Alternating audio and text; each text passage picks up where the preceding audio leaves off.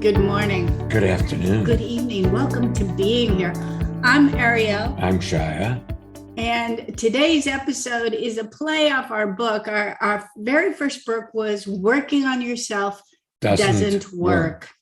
So today's episode is called Working on Your Family Doesn't Work Either. So we should have some fun today. We're gearing up for the holidays in the United States. It will be Thanksgiving soon, which is typically a time family members get together.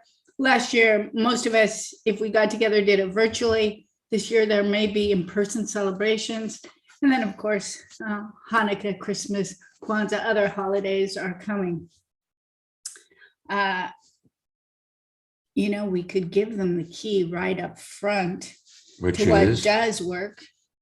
Being here And listening. Listening, yes. Let's talk about listening. Okay, listening. Listening by Shia Kane. Oh, you're making fun of me now. No, I'm putting a pressure on you. Okay, you're both making fun of me and putting a pressure on me. I'm actually making light of a very important, serious subject. Listening? Yeah. Well, listening, it's neither important or serious. However, it can have a profound effect on your life and the lives of the people around you if you discover how to truly listen, which would be to hear what another person's saying rather than come up with a solution, an answer, a better way of looking at it, an agreement, a disagreement. All of that is unnecessary in listening. Listening is simply hearing what another person has to say, period.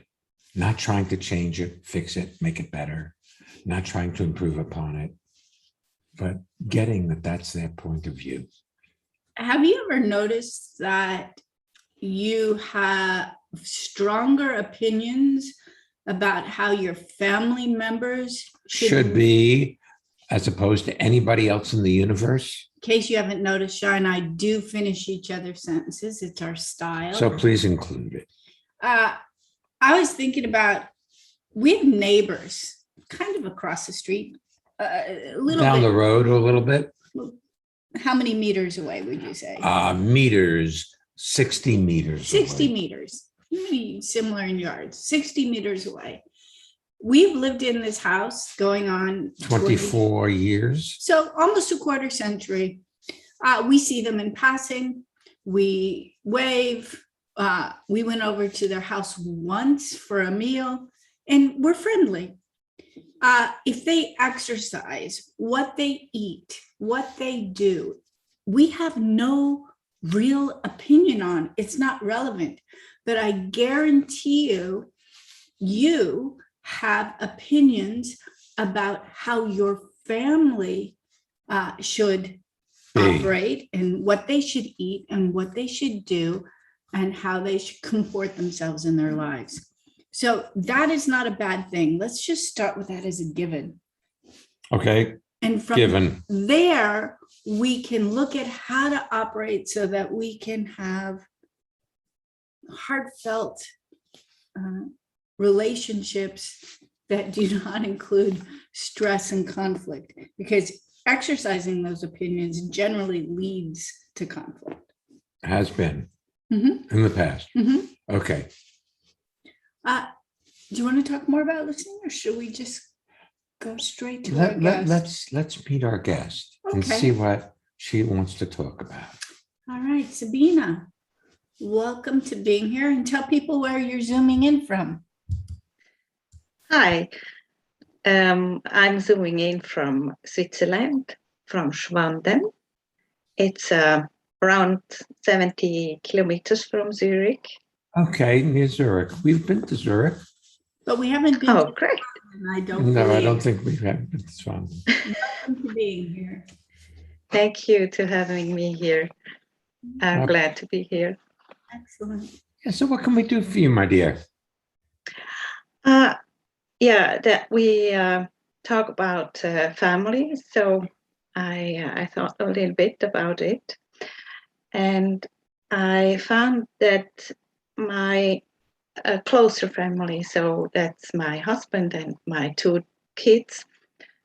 We live so close together, but we just do so little together. And I'd like, yeah, I really need to have harmony a little bit. And I constantly create conflicts. Yes. And Yes. that's sometimes that's really that makes me angry. Well, we may differ about what makes you angry or not. See, I don't think that you create conflict makes you angry. I think if you have some anger, conflict will stimulate it to show up, Or if you have anger, you're more likely to to generate create conflict. Yeah. So, not that it really matters, but just because I'm curious, how old are your kids? And boy, girl, man, woman? How old are My son is 17 years old, you? Okay. and my daughter has 15 years. Now, do they live in the home with you, or are they living elsewhere?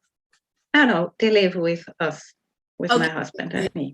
Because when you presented it, I got a different picture that they Right. lived down the road and that they were a little older. So I get it, 17 and 15. Yeah. Well, right away, you've got 2 teenagers. Yes.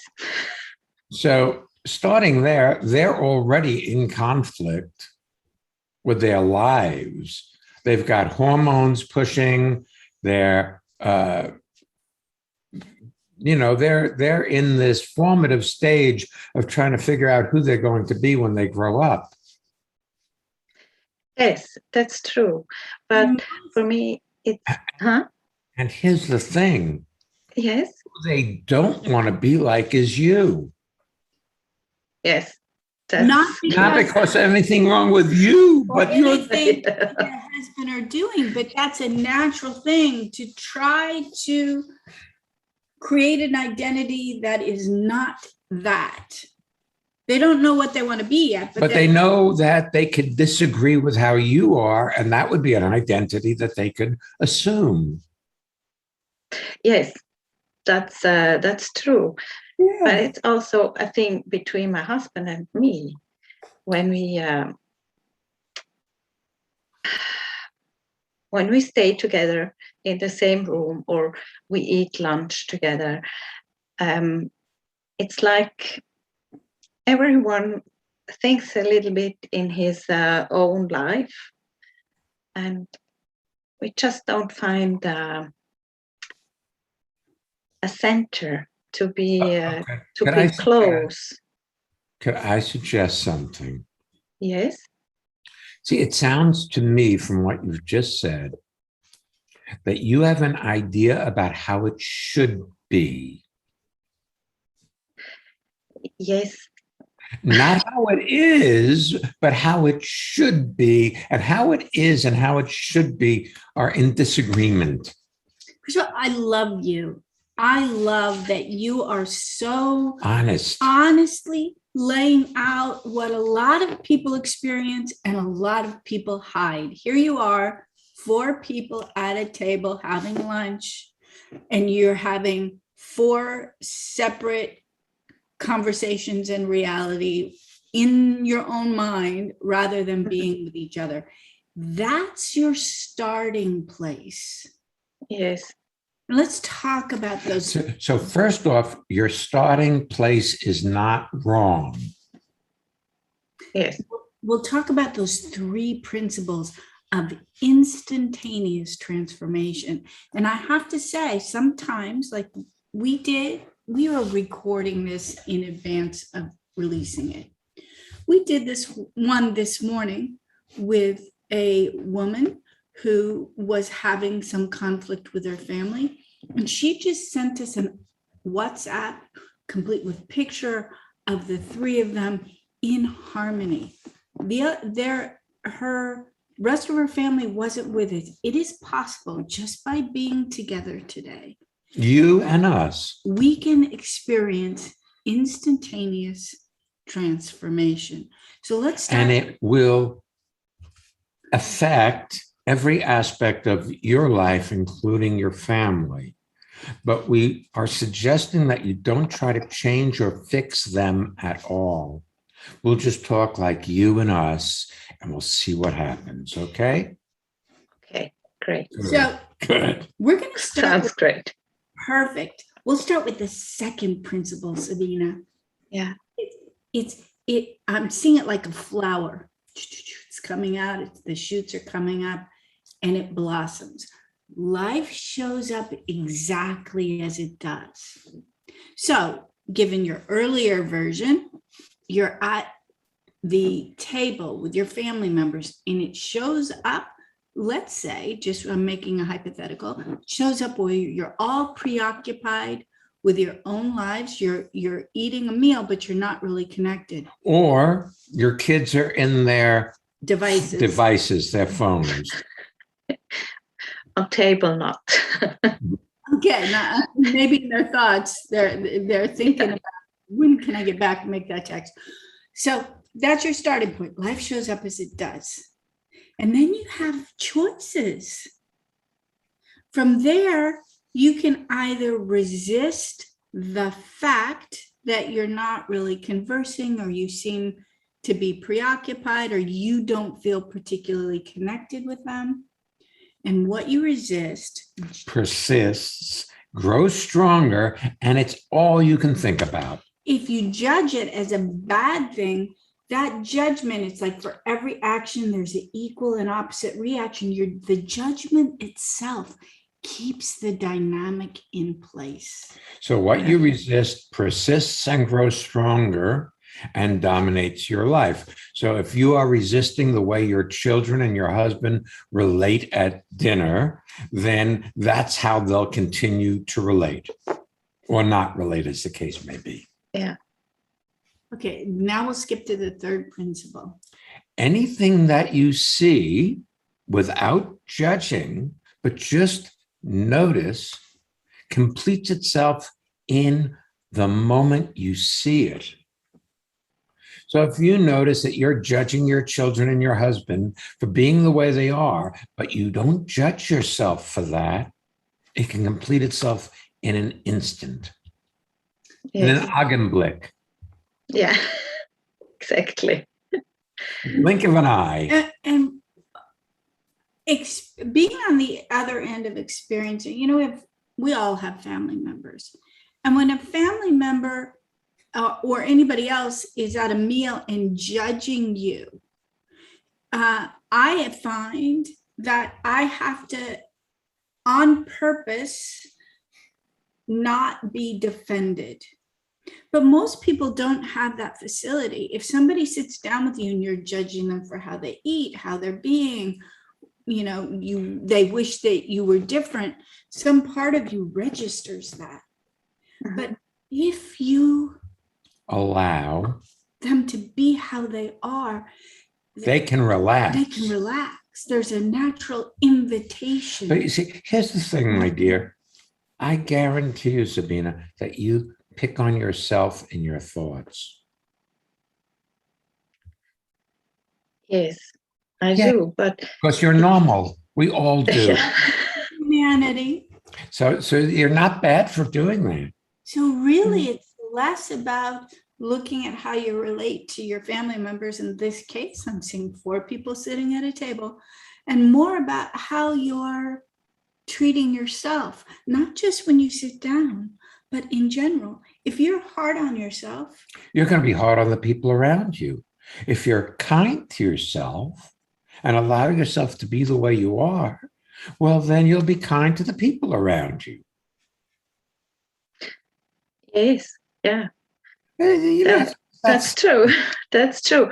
But sometimes I am like a visitor on this in this situation when my kids argue together. Yeah, but I'm always like a visitor. See, you try to make them behave. Yes. Well, that's one way they get your attention. But if you just listen to them when they said things, they would feel like you were giving them attention. See, so frequently, their problems seem very small. What to wear today. Yeah. It's more than when we're eating, it's the problem that my daughter is vegetarian and my son loves meat. And so they argue often, once against the other. And sometimes it's really hard for me to listen to them because they have a big conflict. You could pretend that you were at the theater and you were watching a comedy skit. Yeah, because it really is funny to argue about what you're eating. Yeah. You said something interesting earlier when Shai said, or they're on their devices at the table, and you said not at the table. You have clearly a household rule. No devices at the table. But you also clearly have not set a parameter. We are not arguing over what each other eats. We're going to respect others' choices at the table. We're not having that. You haven't set a parameter similar, to no devices. But you take away that argument, there may be a great big nothing, and then then it'll be uncomfortable. You see, they fill in the space of your discomfort with nothing happening. Yes, maybe. That's true. Look, if everybody just sat down and was quietly eating with not a word being said, it would get very uncomfortable very quickly. It's like, now what do we talk about? Yes. My father has dementia, like Alzheimer's like dementia, where he has lost his memory, and now his ability, he can hardly speak. But there was a period where he could speak, but when we sit down at a table, he'd say, okay, what do we talk about now? He'd say, now what do we talk about? And I was like, I don't know. And he said, okay. And then we just sit there and hold hands. And I realized how much of conversation depends on pulling things from the past or looking and seeing what's of interest. But in that moment, he had no interest. He was very in the moment, and so there, you can say, remember the time, or no, I went and did this today. He had no interest. So it was a very interesting time for me to be with myself and whatever discomfort I had left in simply being. Yes. And we're all trained in talking to each other and socializing, but when it gets quiet, it's usually a problem time. Often, yes. Yes, Yeah. Exactly. Somebody's not talking going on. There's something wrong here. So, Sabina, it's about starting to get comfortable being you. See, your kids, they fill in the gap when you and your husband aren't doing too well together. Your kids will act it out. So now everybody's attention goes on the kids, and we don't have to look at what's bothering you or your husband. Because as you're talking, clearly it's not something that you and your husband have discussed and come to consensus, meaning you've come to an agreement about, like, okay, at the table, let's not have this conversation. So it sounds like it's a single decision-making process from you rather than the team. Let's talk about listening again for a second. If you heard that your daughter is a vegetarian and you heard that your son loves meat, and that you just heard it. So what's your daughter's name? Helena. So Helena says, I'm a vegetarian. You go, yeah, I understand. You're a vegetarian. Great. That's the end of the conversation. Yes. But they're trying to convince each other that the other is wrong, Yes. which So it is keeps a going. perfect microcosm of most families. It's not just, this is my choice, meat. This is my choice, eating vegetables. It's my choice is better, and let me tell you why, even if the other person has no interest. Mhm. Mhm. What if there's absolutely nothing wrong with either one of your children, that they're just teenagers? They're trying to find their identity in what they eat. And you For find it. example, yes. Now, here's the thing. If you're irritated, you'll find that irritating. Yes. If you're not irritated, it'll just be two kids complaining. Yeah. So let's leave your kids alone and look at you being okay being you the way you are. I love that you say that. And I'll tell you why. Because as I'm looking at her face, I know people are listening. I realize there have to be times where the kids operate exactly the same way and it's just a nothing. And then there are other times where they have that type of conflict or strife and it's just intolerable. And it really depends on which Zabina sits down at the table. If you're already in the midst of well-being or you're already in the midst of an upset. And we're so used to saying, oh, you made me angry, or this situation made me angry, rather than looking at what the situation evokes and realizing, I must be off center here. I must be Yeah. angry today, right? Oof, Because I'm having a day. These are two kids and they're talking about their preferences. And it shouldn't have disturbed me. But if I'm disturbed, then anything will disturb me. Yeah. If you're walking down the street and somebody blows their horn, if you're upset, it's very upsetting. And if you're not, it's just somebody blew a horn. Yeah, that's true. So maybe there's nothing wrong. Maybe it's okay them being teenagers. Maybe you should be kind to yourself. Just realize, here's the other thing. Let's go back to the principles of transformation. The second one says that in this moment of now, you can only be exactly as you are. So if you are upset in this moment, could you not be upset? No. Exactly. So maybe there's space for forgiveness for being the way you are, because you can't really help it. Yeah. See, most of your responses are automatic. They say something and automatically you get upset or automatically you feel good inside. It isn't that you think, oh, that was a good thing they said, I should feel good now. Mm-hmm. Well, that was a bad thing they said, and I don't feel good now. You don't think about it. It just happens. Yes. Instantaneously, you feel what you feel. Well, if you have no control over that, you might as well enjoy the ride. Yeah. Everything is contained within you. And we like to assign what we're experiencing to, when I said, oh, I love you, I just feel a real affinity or Connection. connection with you.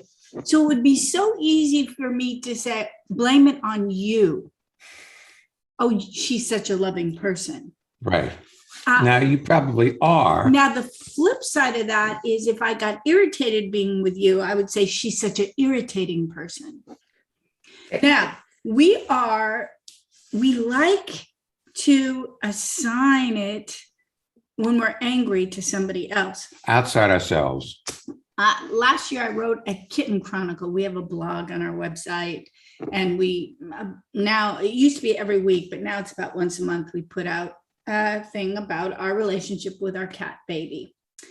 And there was one where I was feeling so much love from her. One of the things she does is she'll come, particularly if she was hungry, she'll just kind of paw her way up my legs and stretch. And when she touches me, I just feel so loved.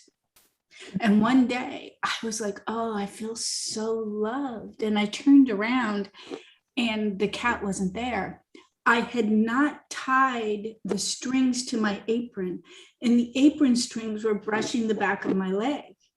And I created this whole, I was so loved by my apron. And I thought it was so funny because I can be disliked or angry in the same way. It's pretty, I'm not saying if I feel loved by Shia, I'm not actually loved, but I found it funny, the automaticity of my experience. And it allows me to just relax if I have one I might consider negative. And there's another thing. You know, as children growing up, we assign causality to things. We say we're loved. We say people said things to hurt us or that were unkind. And then we protect ourselves.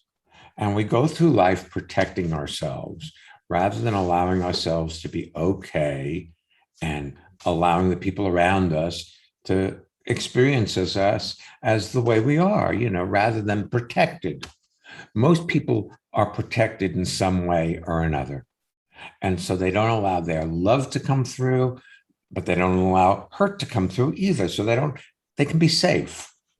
And most families, people are trying to be safe.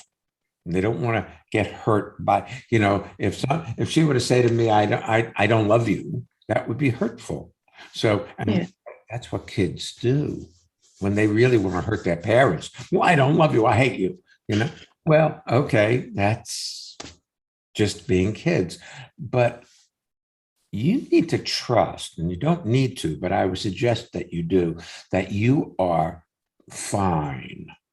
Yes. There's nothing wrong with you, and you're an excellent parent. Yeah. Thank you. Look, nobody likes to be told what to do, especially kids. And your role as a parent is to tell them what to do. But even that you guys sit down together for lunch, a lot of families, they just don't even have that anymore. So there's, you know, you underestimate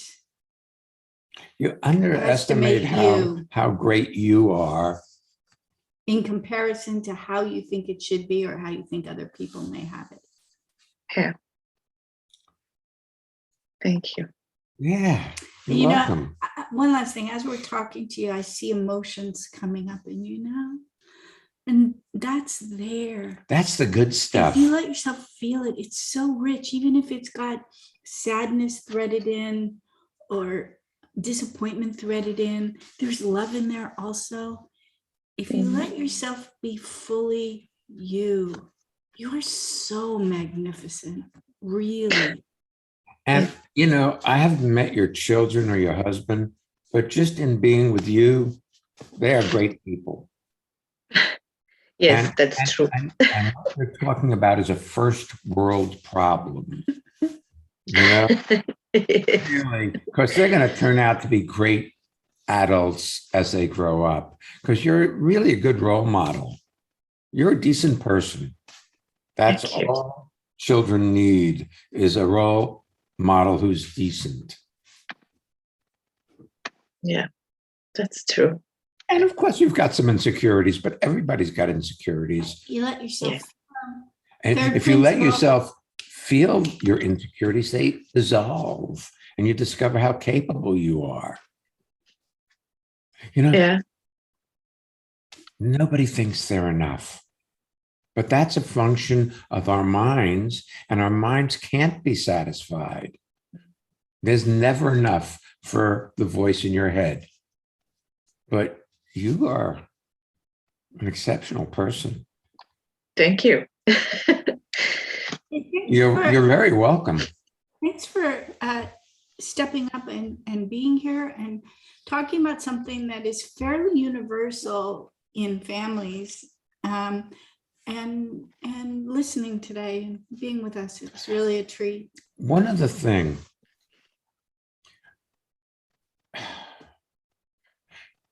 See if you can allow your life to show up the way it does from here. rather than try to get it somewhere. You may discover that your children have transformed just because you're kinder to yourself. Yeah.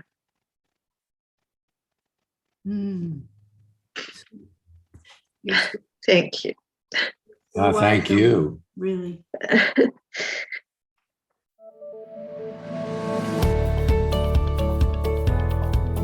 It's time for our listener feedback spotlight, where we hear from one of our listeners about how transformation has impacted her life or his life.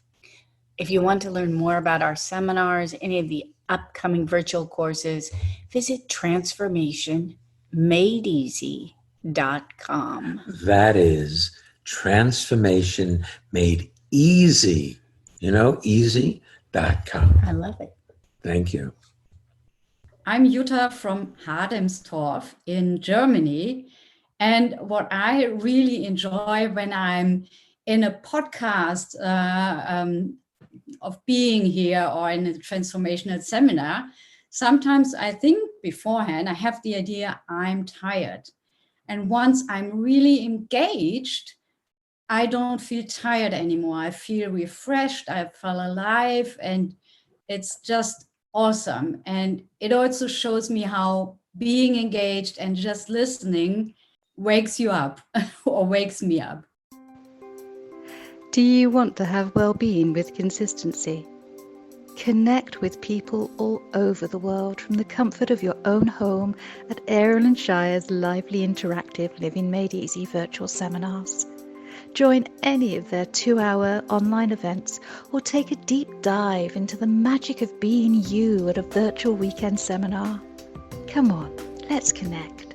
Find out more and register at transformationmadeeasy.com.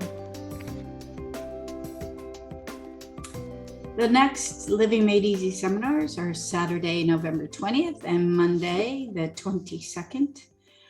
There will be a Tuesday coming up early in December in the evening for those of you in the European time frame. You can check the schedule to find out that date.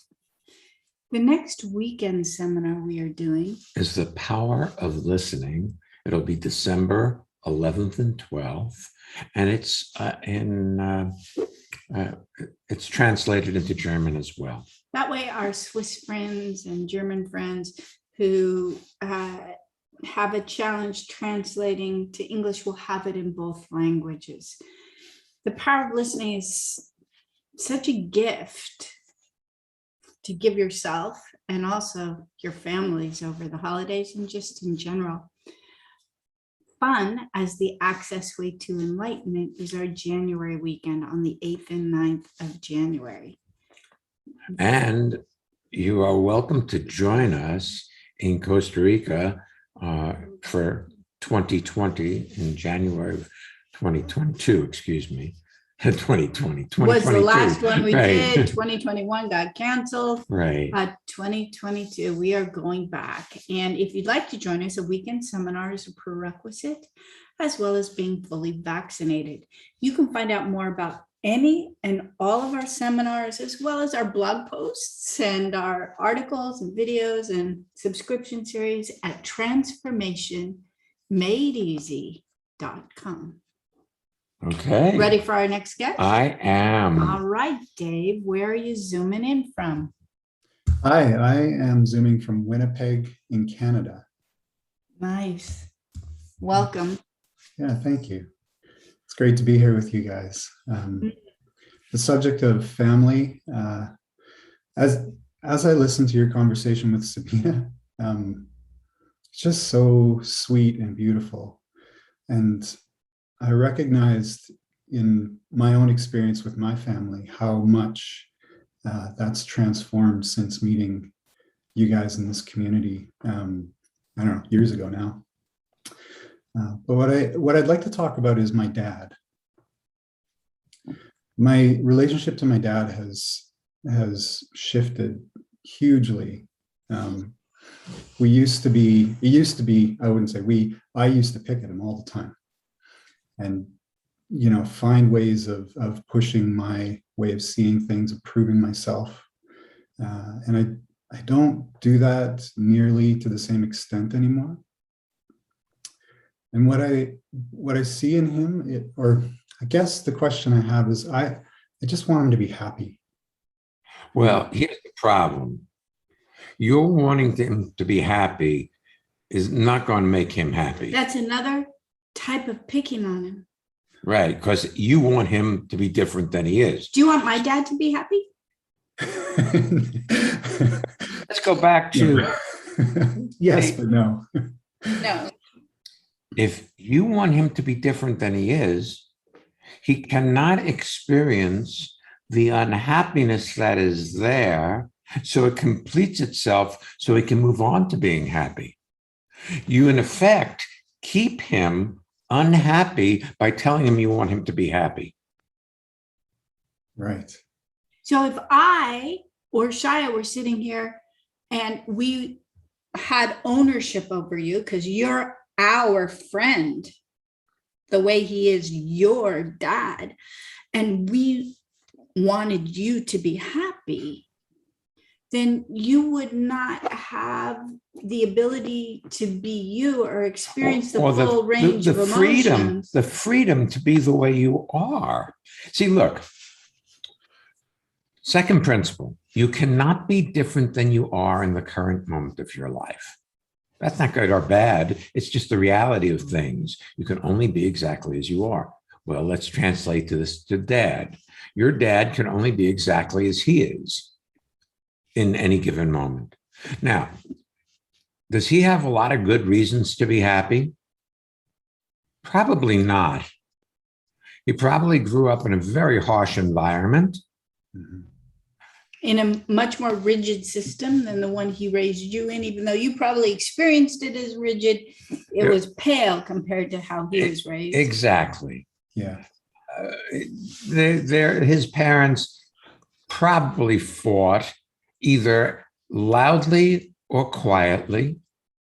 So far, so good. Are we hitting all the buttons? Spot on. Yeah. So you're expecting him to be what you think he should be, not based on his experience, but based on your ideals. What you would ideally like for him is to be a happy man. Well, if you can't allow him to be an unhappy man, he can never find his happiness. You know, it's funny too, Dave, is you have divorced you from the mix. Meaning, I find that Shai and I have a through line of well-being. We enjoy our lives, but we can definitely feel it when we get together with our kids and they have opinions, stated or unstated, about how we should live. And it puts a pressure on us that has, that goes with, it was such a good conversation with Sabina. You've got the meat eater and the vegetarian, and there is just that perfect battle of my way's right, you should listen to me, my way's right, you should listen to me. That was so archetypical. Well, as a kid, you have an idea how your dad should live, and just having that internalized, coming into his proximity, you put a pressure on him that precludes him or keeps him from being happy. But as kids, if you were to leave him alone in your thoughts, he probably would find himself feeling really good. But if you're trying to change him and fix him, man, who wants to be around anybody who's trying to change you and fix you? I'll give you another thing. We have a number of friends now whose parents are less, they're more infirm, they're aging. And one of the things that started to happen is that the parents feel comfortable enough to say, I don't feel well, or I'm having a bad day, or I don't know how to get my television remote to work, or I can't figure out this email thing, or that it's safe enough for them to express, oh no, my body really hurts today and all I want to do is sleep. So rather than having to have it together for their kids so their kids are comfortable, they're able to express what's happening. And oftentimes it's like, wow, thank you for listening to me. I feel so much better. This, as we talk, just moments flashing through my mind. This is perfect. I can see, many times we'll get together and he'll talk about challenges that he's having at work and things like that. And I know that I'm judging, how those challenges are playing out. And at least when I look at it now, I know I'm doing that. But in the moment, I think I'm trying to help. But see, that's extra. Let's go back to talking about listening. Mm-hmm. When you're really listening, it doesn't obligate you to have to do anything about what you're hearing. When you're really listening, you're just hearing what's being said, not doing something with it, not trying to manipulate the future through it. You're just hearing it. I see. You like the beach on a rainy day. Well, that's an interesting point of view. It isn't like, well, really, you should like beach on sunny days. We're going to go to Hawaii, and the forecast is for rain. So we're going to enjoy the rain in Hawaii. Shout out. We often say, we could do a shout out. We have a shout out right now to our friend Lenore. And I'm thinking about what you just said about your dad. One of the things that I particularly love to do with Lenore is walk. We like to go for walks. And sometimes Shia joins us and the three of us go for a walk. And sometimes there are things in my life or her life that we're sorting out. So she may talk about some aspect of her life. And I love listening to it. And I love being able to use her as a sounding board, but neither one of us has to figure out or fix it. It's just nice to have somebody hear it. Mm. And I have a feeling that you're not giving yourself permission to just hear it. You're still in the do mode, like you're going to try to fix his situation. His situation is solid. You can't fix it. It can transform, however, if you don't do something to try to fix it. Because once you start manipulating stuff, then you change how it turns out. If you just hear it and do nothing with it, it can complete itself. You can offer solutions while still doing nothing about it. Meaning, I remember my parents were still living in their home, and my mom was expressing how frustrated she was because the handyman would not come over and put the grab bars up in their bathroom. And so I offered, maybe Shia can do it for you. And so we found a solution, but it wasn't like, calm down. Maybe Shia can do it for you. I'll have Shia do it for you. It wasn't trying to make her happy or less frustrated, because once we solved that thing, if she was in a frustrated state, that frustration would switch to the next thing. But it didn't mean that we couldn't solve the item that needed to be taken care of. But if I ever tried to make her happy, there was a big backlash on that, because people don't want to be fixed. Because the beginning statement of that is, there's something wrong with you. Let me help you. As if you're not capable. It's interesting.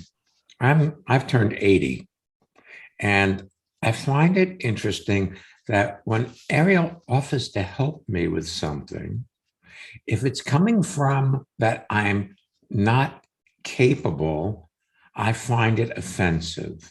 And when it's coming from, I want assistance with that? Right, where I could use an extra hand, that's so great. It's not a problem. But when it comes from, you're getting old now. When have I done that? Not recently. Oh, good, because I don't recall doing that. But there was a time where either I was insecure relating to age and misinterpreted your offer, or in the offer, there was something like I wasn't capable. It may have been, who knows, my body may have been failing at the time. But what I'm suggesting is when it comes like I'm not capable, I find it offensive. And when it comes like you need a hand, I graciously accept.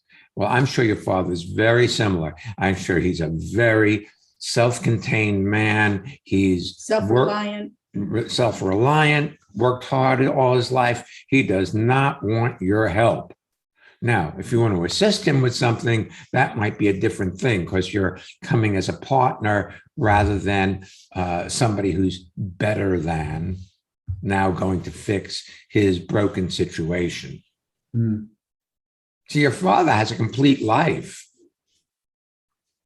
Yeah, he does. And given from my experience of you, he's just a great man. Gotta be. Because you didn't, the acorn does not fall far from the oak tree. I've heard that analogy before, but I really like it.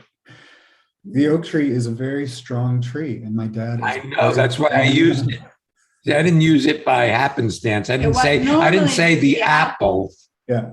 Doesn't fall far from the tree, but the acorn. Hey, we have oak trees in our yard, and acorns are pretty powerful too. When they drop from high, when we sit out on our deck, we tend to sit underneath our big umbrella because when they fall, they can hurt. They can whack you.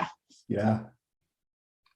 You said something at the beginning, and I want to go back to it. You said, I want to talk about my dad and your relationship with your dad. And I felt like it was true, but it was also steering us away from something that you didn't necessarily want to look at. And I just wanted to touch on it because as soon as I realized we were doing this show on working and family doesn't work either, and knew you were on, a whole subject came up. And that is your ex-wife. Okay. and there are a lot of people who have ex-wives and ex-husbands out there, and a lot of people who have children with said ex-wives and ex-husbands. And just because we've legally divorced ourselves from that individual doesn't mean they're not still family. Huh. And it occurs to me that this holiday season could include her back into your heart in a way that will make the season so much sweeter for your kids. And you don't have to say anything. You don't have to be around her or do anything, but clearly there's an exchange. Your kids go see her and be with her, and then the kids come. So it has to be interface between the two of you, whether it's to make those arrangements or you see each other in the pickup and drop off. You can continue to be divorced in your heart, or you can have this state of grace with yourself, that you didn't do anything wrong, she didn't do anything wrong. I'm certain in the dissolution of the marriage, there were really unkind things you did to each other. That often happens. But there's this forgiveness where you give up the right or desire to punish yourself for the things you did. Or the other. Yes.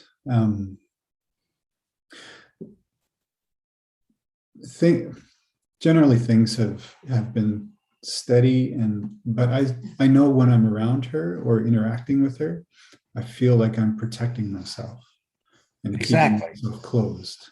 Well, there's a difference between protecting yourself and keeping yourself closed in a way. She may have behaviors that go in deeply and you find painful. So I can get the desire to protect yourself. It's different than closed. Although I have also found that being protective of myself tends to invite attack. If you're just available, for every action, there's an equal and opposite reaction. So almost you're requesting life to knock on that door of your heart. And why I suggested it or brought it up is somewhere I think you think that steady is the best it could be, as opposed to the possibility of fluid and lovely. And there's a chapter in one of the books that we co-wrote with a lot of the people from the community, and it's a chapter written by Tanya, and she's talking in Oxford, talking about something's missing, and how when her ex came and was with her and her daughter, that she allowed herself to fall in love with them as opposed to be divided from them, even though that wasn't like inviting him back into living with her or creating a life together, but it allowed her heart to be open. And I just see you as such this big, huge heart, and the person you hurt when you withhold it is you. Thank you. You're welcome.